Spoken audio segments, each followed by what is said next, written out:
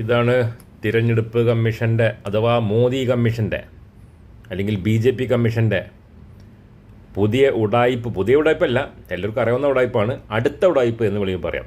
എന്താണ്?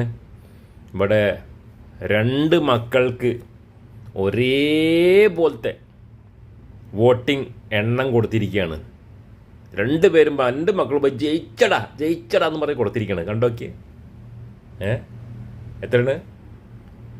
1,07,811. 2 പേർക്കും പാവങ്ങൾ, 2ഉം BJP പാർട്ടിയുടെ ആൾക്കാരാണ്. ഒന്ന് JDU ആണ്, 2ഉം സഖ്യം തന്നെയാണല്ലോ. JDU ആയാലും ഒക്കെ സഖ്യം തന്നെയാണല്ലോ. അപ്പോൾ ഇങ്ങനെയൊക്കെ കണ്ടിട്ടും ഇതൊക്കെ 10,000 രൂപ കൊടുത്തിട്ട് ഉണ്ടാക്കിയതാണ് ഈ വിജയം എന്നൊക്കെ പറഞ്ഞ് നടക്കുന്ന പാവ നിഷ്കളങ്കരെ ഒന്ന്